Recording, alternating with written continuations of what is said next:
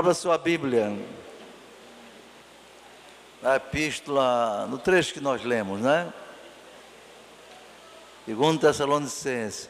Os irmãos entendam como é que Deus me usa para dar doutrina. Existe tipo de sermões, tópicos, temáticos, textuais. O sermão que eu gosto mais é esse, é o sermão textual. Por que é textual? Porque se baseia no texto da Bíblia, no texto lido. O esboço deste sermão está em cada versículo que nós lemos. E aí nós oramos a Deus para que a partir do texto Ele nos fale pelo seu Espírito Santo. Por isso, peço que você mantenha a sua Bíblia aberta, não é? Porque você vai acompanhar a doutrina, o ensino, a ministração da palavra com base nos versículos que nós lemos. Então, o capítulo 3, depois de Paulo falar muita coisa boa para os crentes de Tessalônica, nessa segunda epístola, no último capítulo ele diz, no demais, ou seja, ele está partindo para o encerramento daquele ensino através da carta que ele escreveu àquela igreja. No demais, quer dizer, além disso, no demais, irmãos, rogai por nós, para que a palavra do Senhor tenha livre curso e seja glorificada como também o é entre vós. Ele pediu orações para que, ao pregar, a palavra de Deus tivesse livre curso, pudesse ser pregada livremente. Viu, irmãos? A palavra de Deus, naquele tempo de Paulo, ele foi muito perseguido, não é? Vocês conhecem a história de Paulo, no livro de Atos dos Apóstolos. Ele foi um dos maiores perseguidores da igreja de Jesus. Um dos maiores perseguidores dos cristãos foi o apóstolo Paulo. Na verdade, o nome dele antes era Saulo, no hebraico, não é? Shaulo. Então, ele era perseguidor do evangelho. Tão perseguidor, era um fariseu. Fariseu era um tipo muito tremendo. Eles queriam ser cumpridores da lei nos mínimos detalhes. Mas Jesus disse que eles eram hipócritas. Jesus chamou os fariseus de hipócritas. Ai de vós, escribas e fariseus hipócritas. Vocês coam um mosquito e engolem o camelo. Que tipo de gente ruim, não era, irmão? No entanto, se julgavam muitos santos. Eu, quando vejo uma pessoa santa demais, eu desconfio. Menino, eu desconfio muito. Muito. Uma vez lá em Natal, chegou um pastor, meu irmão, que ele veio não sei de onde. E apareceu lá na igreja de Natal, quando eu dirigia a mocidade. Meus irmãos, o homem, onde ele estava, era dando glória a Deus, aleluia, para todo mundo ouvir. Oh glória, aleluia. Eu olhei assim, meu Deus, no meio do corredor da igreja, para ir beber água, o homem estava cuspindo, entendeu? O homem era esbravejando glória para tudo que era do lado. Eu não me senti bem não, confesso a você. Mas Jesus, que homem estranho, exagerado. Me perdoe se eu não estou me sentindo bem com a presença desse homem, não. Eu disse a Jesus, mas não, se lá no corredor ele dava glória muito alto e se mostrava, imagine dentro da igreja. Olha, era um negócio sério. Pense num homem que parecia ser a santidade em pessoa. Aí não deu outra coisa, né? 2 dias o irmão disse, mas Linaldo, aquele irmão que estava tão alegre aqui, encontrei ele com um cigarro na boca, lá na Avenida 2. Deus, com a chupeta do cão. Deus nos guarda, irmão. Irmão, você nem precisa ser santarrão, nem santinho. Sabe o que a Bíblia diz? Como é santo aquele que vos chamou, sede vós também santos em toda maneira de viver. Viu? Cuidado para não passar do limite, nem ficar quem? Fique no centro da vontade de Deus. Seja um santo normal. Seja um santo normal. Não seja anormal não, viu? Pois é. Então ser santo é o que Deus quer de nós. Então Paulo, aquele homem foi perseguidor do evangelho, irmão. Terrível. Mas tem um negócio. Deus tinha um plano com aquele homem. Deus botou os olhos em cima dele desde o ventre da mãe dele. Aí você pode dizer que Paulo foi um predestinado. Existe predestinação, pastor? Existe. Predestinação específica. Predestinação relativa.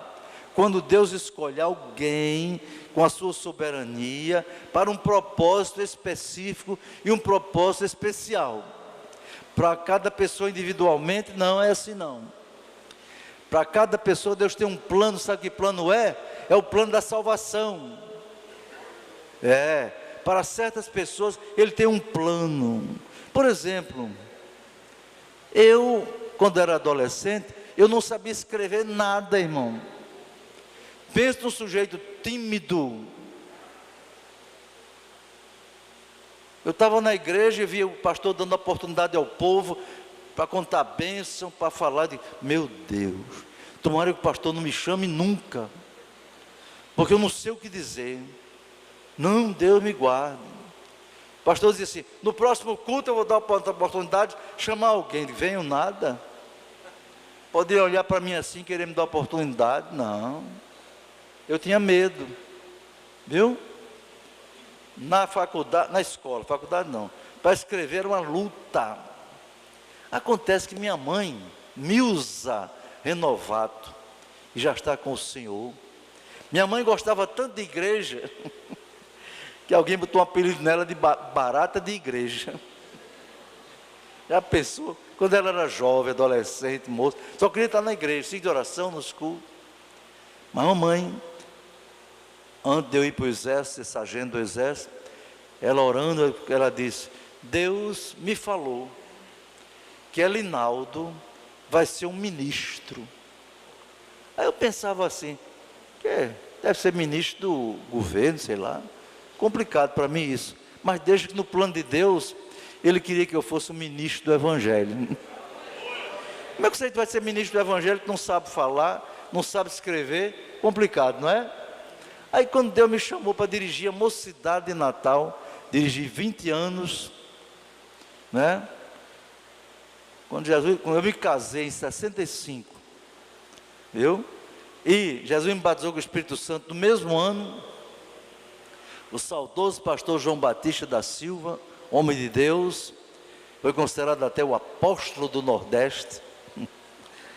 Quando eu fui batizado com o Espírito Santo, eu frequentava a mocidade como um jovem, né?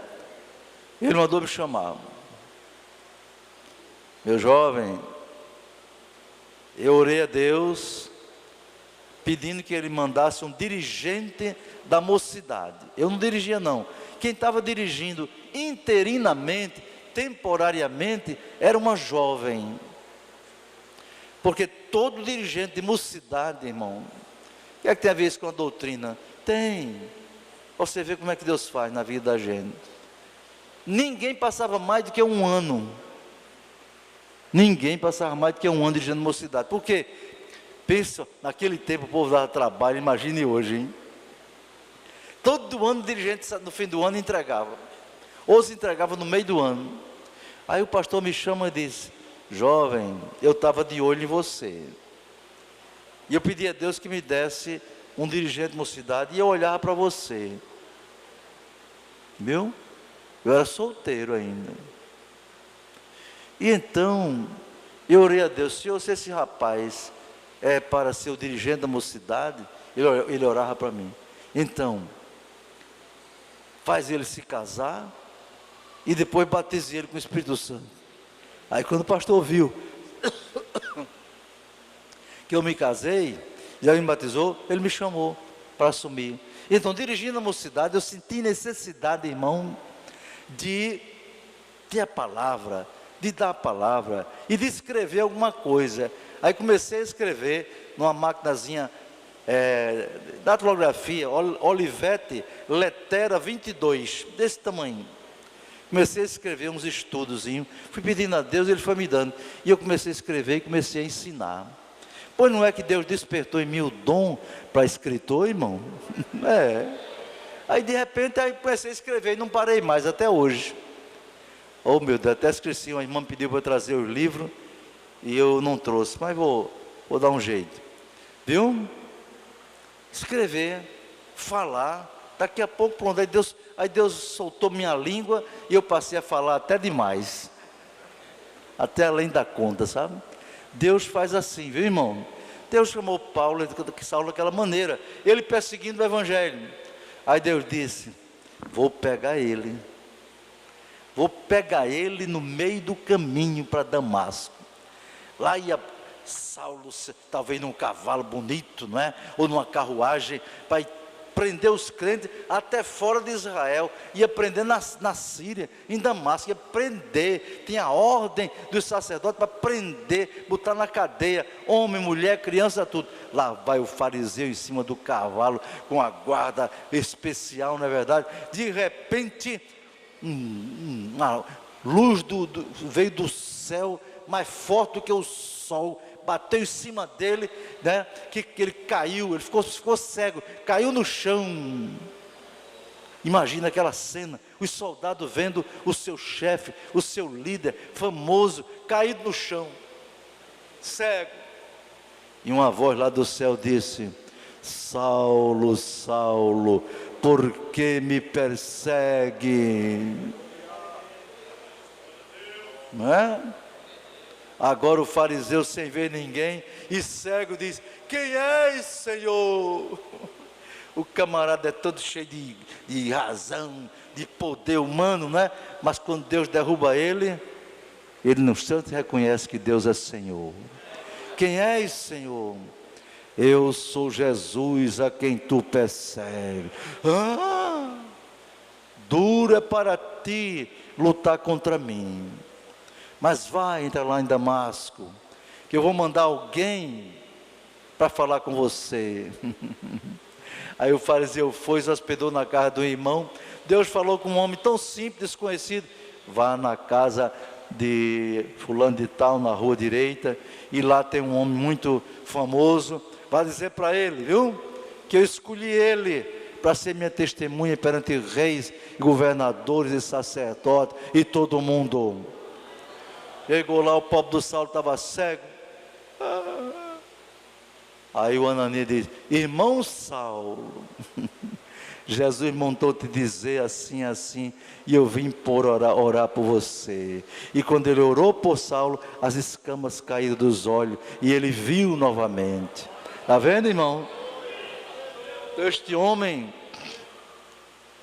sem dúvida alguma, foi o maior evangelista do cristianismo. Dos 27 livros do Novo Testamento, ele escreveu 13. Era um homem poliglota, falava 4 línguas. A língua materna, o hebraico. Falava o aramaico, a língua dificílima. Falava grego muito bem. E falava latim também. Pense só como, quando Deus quer usar, Ele usa um Pedro que era pescador, um Tiago da Galileia, homem sem cultura, mas quando Ele quer, usa um doutor, usa um poliglota. Aí esse homem escreveu coisas maravilhosas, não é? Então ele que pregava e muitas vezes foi perseguido, não é? Foi até preso, botado na cadeia. Ele pedia aos irmãos de Tessalonicenses que orassem para que a palavra do Senhor tivesse livre curso, pudesse ser pregada com liberdade. Irmãos queridos, nós devemos agradecer a Deus porque somos brasileiros. Você já agradeceu já? Por ser brasileiro, por ser norte-riograndense ou panamirinense, somos brasileiros.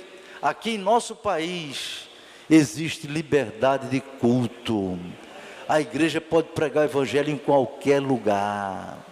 Já apareceu quem quisesse colocar leis e mais leis impedindo a pregação do evangelho neste país. Mas Deus, eu creio, Ele tem um plano maravilhoso com o Brasil. Você crê nisso? Dê glória a Deus. Deus não deixou. Lá no Congresso Nacional, está engavetado, viu? Mas desde a época dos 15 anos de governo miserável, corrupto, que roubou esse país como ninguém pode imaginar. Na época desses governos, foi que surgiram políticos que fizeram leis para fechar a boca da igreja, viu? Tem uma lei lá no Congresso, um projeto que diz que é proibido pregar religião em praça pública, para não constranger as pessoas que não têm religião. Tem esse projeto lá, não passou por quê? Porque graças a Deus, lá no Congresso, tem crente, tem cristão, evangélico, tem católico que ama a palavra de Deus, que crê em Deus, entende, irmão? E Deus usou esse povo para fazer uma barreira. Não passa não, não passa não, viu? Ore pelo nosso país, porque se essas leis tivessem passado, agora estaríamos sem poder pregar o evangelho, como muitos lugares do mundo, onde você só pode pregar o evangelho dentro da igreja, dentro das casas. A China comunista, crente comunista é do cão, é do diabo, e tem crente comunista, irmão. Governo da China, a Constituição chinesa tem um artigo que dá liberdade religiosa. Então, com isso, os evangélicos lá começaram a pregar dentro das casas, nos lares, e cresceu tanto que são 100 e tantos milhões de evangélicos na China, quase a população do Brasil. E como eles cresceram tanto, evangelizando nas casas, e nas igrejas. Lá, a igreja lá tem que ser igreja oficial, porque em país comunista, tem lá o ministério de culto. Tem país que tem ministério de culto para regular as atividades religiosas. Eu oro a Deus porque no Brasil não tenha esse ministério. Não precisa, basta o que a Constituição diz no seu artigo 5º, que no Brasil deve haver liberdade de opinião, liberdade de crença, liberdade de religião, e o governo não pode intervir nas atividades internas da igreja. Isso é um país democrático, irmão, devemos dar graças a Deus. Mas tem lugar onde você não pode pregar o evangelho, na rua, não pode pregar em lugar nenhum, não prega no rádio, não prega na televisão. Aqui Paulo dizia, ore para que a palavra de Deus tenha livre curso, possa ser pregada. Irmãos, oremos para que no Brasil essa liberdade não se acabe nunca, sempre possamos pregar o evangelho. País comunista não aceita a religião, porque eles são fracos, eles têm medo da fé dos crentes. O Karl Marx, o miserável, vagabundo, criador do comunismo. Por que o senhor está dizendo que ele é vagabundo? Porque ele não trabalhava. Ele não trabalhava. E ele vivia de quê, pastor? Vivia às custas da mulher dele, que era uma baronesa rica, né? Que caiu na besteira de casar com aquele miserável, viu? Que era economista, eu sou economista também. Mas ele quis então criar uma filosofia política, né? Em prol dos pobres, dos trabalhadores. Mas ele foi um instrumento do Satanás, entende, irmão? Ele foi um instrumento do Satanás. E uma das coisas que ele dizia, a religião é uma desgraça, a religião é o ópio do povo, é o veneno do povo. A religião entorpece as pessoas, não é? Porque ele era ateu, era materialista, entende? E ele se levantou então contra Deus. E todo o país que aceitou a doutrina daquele homem, agente do diabo, mandou prender padre, pastor, quebrar a igreja, destruir a igreja. A palavra não tem liberdade desses países. Oremos para que Deus, assim como Paulo pediu aos crentes de Tessalônica para orar, para a palavra de Deus ter liberdade, irmãos, em sua casa, toda a sua oração, não esqueça de orar: Senhor, abençoe o Brasil, guarde o nosso país, abençoe o presidente da república. Você sabe que o presidente Bolsonaro é altamente perseguido, entendeu? E impedido de trabalhar, porque ele crê em Deus. Ele crê em Deus, ele crê na palavra de Deus, ele é contra o aborto, ele é contra o casamento gay, essas coisas. Então ele é odiado, porque os demônios que dominavam o Brasil não querem que ele governe. Mas se Deus chamou aquele homem, por alguma razão, Deus vai abençoar e vai destruir essas forças malignas que querem impedir o Brasil de ser uma nação livre, soberana e democrática. Ore para que nesse país haja liberdade. Depois ele diz: para que sejamos livres de homens dissolutos e maus, porque a fé não é de todos. Ele estava falando para Deus nos guardar de homens dissolutos, homens maus no meio da igreja. No meio da igreja, irmão. Homens dissolutos e maus. Dissoluto é a gente que vive na pecaminosidade, na dissolução. Homens que se fazem de crentes, dizem que são crentes, dizem que são cristãos, mas na verdade são maus, são ímpios, são lobos disfarçados de ovelhas no meio das igrejas. Muitas vezes você não percebe quem é que ele está assim, mas o Espírito de Deus revela tudo. O Espírito de Deus mostra. Louvado seja o nome do Senhor. Oremos para que Deus revele quem está em nosso meio para fazer o mal, para fazer dissolução, para promover desunião, para promover intriga, para mentir, para roubar. Uma pessoa que rouba dinheiro da igreja é um homem, agente do diabo, irmão. E você diz: pastor, e tem isso? Tem. No meu ministério, esses 20 anos, já localizamos 4 ladrões de ofertas no meio da igreja, 4 ladrões de dízimos. Deus não deixou eles ir muito longe, não. Teve alguns que roubaram até muito. Nós não colocamos na polícia para não causar escândalo, viu? Mas entregamos na polícia de Deus, entregamos a justiça de Deus. E essa pessoa que roubou a igreja, enquanto não devolver o que roubou, nunca vai ser feliz. A mão de Deus vai ser contra ele, viu? Ele vai ter Deus como adversário. Deus nos guarda dessa gente, irmãos. Não precisa, você não quer entregar seu dízimo? Não entregue. Você não vai receber as bênçãos que são prometidas para quem é dizimista fiel. Você não vai receber essas bênçãos, tá? Mas roubar o dízimo é muito pior. Roubar as ofertas da igreja. Homens maus, ímpios, irmão, lobos devoradores. Aí ele diz assim: mas fiel o Senhor, que vos confortará e guardará do maligno. Deus nos guarda do maligno. Deus nos guarda do poder do diabo. Deus nos guarda das forças do mal contra nós, irmãos. Você crê nisso? Você não pode ter um soldado da polícia em cada rua de Parnamirim, você não pode. Mas sabe de uma coisa? O Salmo 34, versículo 10 diz: o anjo do Senhor acampa-se ao redor dos que o temem e os livra. Você pode dar glória a Deus? Ah, pastor, um crente uma vez lá em Natal disse: bem, já que o anjo do Senhor guarda a gente, eu não vou fechar a minha casa quando for para a igreja, não. Vai ficar encostada. Vai ficar encostada, porque a Bíblia está dizendo que o anjo guarda, então vou deixar a casa encostada. Um dia ele chegou, os ladrões tinham levado tudo, todos os móveis, geladeira, tudo, a cama. Aí ele foi reclamar com Jesus: meu Deus, cadê a tua palavra? Meu filho, leia, você viu na minha palavra, seja prudente como as serpentes. E sabe demais, se o pai de família soubesse a que hora vinha o ladrão, ele vigiaria e não deixaria roubar a sua casa. Ah, está vendo? Você tem que fazer a sua parte. ponha câmera de segurança, ponha grade na sua casa, não é verdade? E tenha cuidado. Agora, o que você não pode fazer, Deus faz.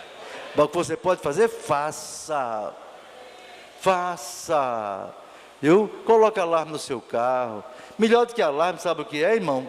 É aquela trava que bota da direção, aquela trava lá. Que alarme o bandido sabe agora até como destravar. Mas a chave com tetrapolar fica mais difícil, viu? Então cuidado, Deus guardará do maligno naquilo que você não pode fazer. Deus guarda, entendeu? Uma vez uns bandidos iam me assaltando, eu fui estudar na casa de um amigo quando eu era da faculdade. Pois irmão, quando eu saio da casa daquele colega, que estou esperando um ônibus, eu percebi a chegada dos marginais. Veio um de um lado e veio do outro se aproximando. E eu senti, meu Deus, você é assaltado.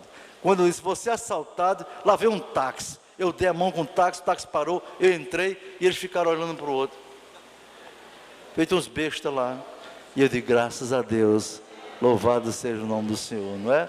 Mas fui assaltado na minha casa, há 3 anos eu acho, não é? Quando eu abri o portão da casa, minha casa toda com câmera, com tudo, quando eu abri o portão automático, o bandido com uma pistola enorme disse, entre. Eu recuei, e ele entrou, fez portão, eu fechei. Aí, vou reclamar de Deus? Não, Deus permitiu com algum propósito, me dar uma lição, não é? Aí entrei e fiquei com o controle, esse controle aqui na minha mão assim, Aí ele disse, passe o celular, passei. Passe o dinheiro, passei também. Só tem isso? Digo, só tenho isso. Aí pegou essa carteira aqui, que é isso?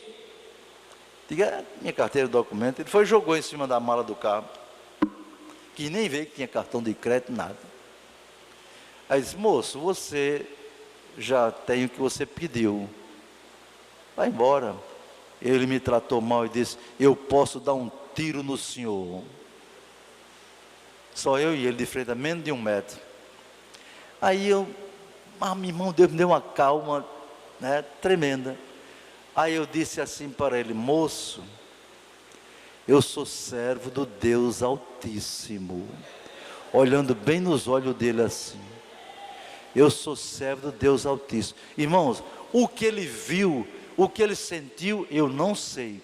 Só sei que ele ficou assim, ele perdeu o equilíbrio. Olhou para um lado, olhou para o outro, pegou o controle, tomou da minha mão, abriu a porta e foi embora e fechou o portão. Aí o irmão Elinaldo estava tão calmo, e ir lá dentro sem ver nada. Quando eu fui dizer, pelo amor de Deus, acabei de ser assaltado. Aí o nervo velho, e foi, ele levou o controle, minha filha, pelo amor de Deus, ele pode voltar. Tranquei a porta da casa, peguei a segunda via, pois ele não abriu o portão de novo. Ele abriu o portão e eu fechei daqui para lá. Aí Deus abençoou que ele foi embora e nunca mais apareceu. Se ele não morreu, Deus tomou uma providência, porque eu entreguei ele nas mãos de Deus. Senhor, aquele homem assaltou o teu servo, viu? Salva a vida dele, mas se ele não quiser, toma providência. Tem que tomar providência, porque Deus toma. Deus é o justo juiz, meu irmão. Então Deus os guardará do maligno. Eu pergunto a você, Daniel era um homem de Deus ou não? Importante servo de Deus, Daniel. Mas eu pergunto, Deus impediu de ele ir para a cova dos leões? Hein? Não, senhor. Deus não podia ter impedido? Podia, mas não impediu. Deixou que ele fosse jogado lá. Mas tem um negócio, Deus entrou com ele na cova dos leões. Deus não te livra da cova, te livra na cova. Deus não te livra da luta muitas vezes, porque Ele quer que na luta, Ele quer provar para você, que você é fraco, que você depende dEle, que você não pode vencer tudo, mas Ele pode. Quando você diz eu não posso, eu posso. Quando você diz eu não tenho, Ele diz eu tenho. Quando você diz eu não sei, Deus, depois eu sei. Ele tudo pode, tudo sabe, está em todo lugar, tudo Ele vê. Deus nos guardará do maligno. Abra sua Bíblia em 1 João 5,18. 1 João 5,18. Abra aí. Epístola, 1 João 5,18. Doutrina se faz assim, viu, irmão? Não é pulando para um lado, pulando para outro, gritando só não. Tem que ter base. 5,18. 1 João capítulo 5, versículo 18. Diz assim. Leiam comigo, quando eu disser 1, 2. 1, 2. Sabemos que todo aquele que é nascido de Deus não peca, mas o que de Deus é gerado, conserva-se a si mesmo, e o maligno não lhe toca. Quando aqui diz quem é de Deus não peca, é uma tradução que não é a melhor. Pois antes, nessa mesma epístola, o apóstolo diz, quem disser que não peca é mentiroso. Ele está querendo dizer o seguinte: aquele que é nascido de Deus é salvo, não vive pecando. Não vive pecando. Pois a Bíblia diz que não há homem que não peque, que não erre. Se você não erra com adultério, não erra com roubo, nem com mentira, você erra às vezes tendo raiva sem necessidade. Você erra às vezes perdendo a calma com alguém que devia manter a calma. Você erra com má educação. Você erra fazendo às vezes até acepção de pessoa sem perceber. Não é? É isso que ele diz. Quem é de Deus não vive pecando. E diz mais, mas o maligno não lhe toca. Você sabia que o crente em Jesus, ele é selado? Ele tem um selo de garantia. Ele tem um selo de garantia, um selo de propriedade. Selo de propriedade de Deus, sabia? 1 Coríntios 6, 19 e 20 diz assim: não sabeis que o nosso corpo é templo do Espírito Santo, que habita em nós, proveniente de Deus, e que não sois de vós mesmos, está vendo? Glorificai, pois, a Deus no vosso espírito e no vosso corpo, os quais pertencem a Deus. Irmão, se orgulhe de pertencer a Deus, se orgulhe de ser selado por Deus, de ter um carimbo de Deus. Se o carimbo se apagou, vá de novo e diga: Jesus, dê uma carimbada aqui, dê uma carimbada em mim bem forte, para ficar marcado aqui em mim, o teu carimbo, a tua marca de salvo. Olha, irmão, é bom você ter o carimbo de salvo, viu? Ter o selo de salvo, selo de propriedade de Deus. Sabe por quê? Quando o diabo vai chegando perto de você, aí olha assim, diz, chama os demônios e diz: ei, vamos cair fora daqui, olha o carimbo ali, olha o selo que ele tem, ali está dizendo, ele é de Deus, ele é lavado e remido no sangue de Jesus, ele é de Deus, dê glória a Deus por isso. Dê glória a Deus. Quem se lembra do pastor Aldo que passou aqui? Pastor Aldo, né? Um homem que era macumbeiro, trabalhava na Rede Globo de televisão. Aquela emissora, ela é do diabo, irmãos. Ali se faz macumba para que as novelas tenham muita audiência, para que tenha muito dinheiro e ganhar muito dinheiro. Pastor Aldo disse que foi macumbeiro a serviço da Globo e ali fez macumba para matar pessoas. Fazia rituais ali para lançar uma novela daquelas que muitas irmãs ficam presas na sua casa e não vêm ao culto por causa de novela, viu, moça? Tem demônio por trás. Ele disse: pastor, eu recebi a incumbência de oferecer sacrifício de criança ao demônio. Disse aqui neste púlpito. E um dia, disse ele, eu estava em Pernambuco com a missão de pegar uma virgem, uma adolescente, pegar e levar para oferecer ao diabo. Quando eu vi uma menina passando assim, voltando da escola, ela devia ter aí seus 13 anos de idade. Satanás disse: pega aquela ali. Eu parei o carro, saltei, peguei ela pelo pescoço ela não pôde gritar, abri, joguei dentro do carro e ameacei, disse: se ela gritasse, eu matava ela com um revólver na mão. Está vendo? E foi, telefonou para a Bahia, disse: olha, peguei uma, vou providenciar o sacrifício dela. Só que de repente, irmãos, a meninazinha chorando, começou a orar dentro do carro. Orar a Deus: Senhor, tem misericórdia de mim, me guarda, Senhor, tem misericórdia. Daqui a pouco, disparou em língua estranha,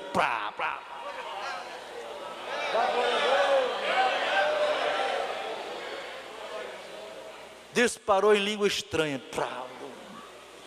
Aí de repente, o homem parou o carro e pegou o telefone, ligou para a Bahia, que era a sede dele lá, disse: olha, a menina está falando aqui uma língua que eu não sei o que é.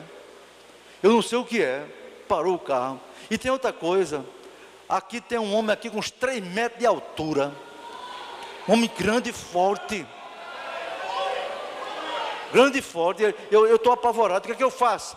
O que é que você faz? O chefe da macumba disse: solte a menina. Solte a menina depressa, porque ela serve aquele que está lá em cima. Dê glória a Deus por isso.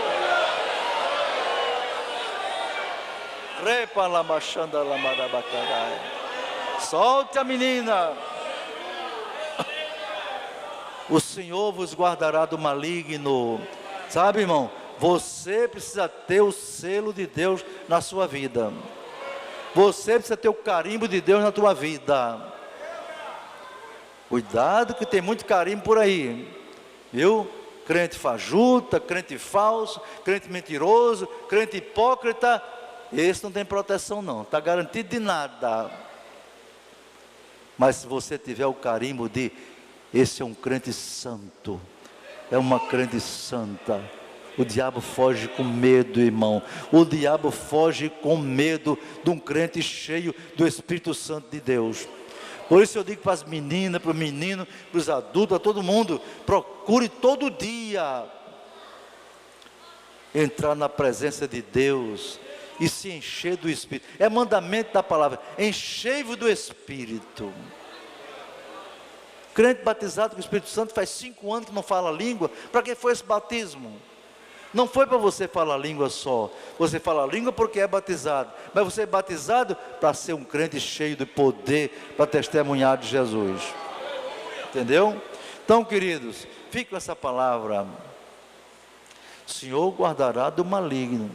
O maligno não nos toca, mas se nós estivermos guardados debaixo da potente mão de Deus. Amém?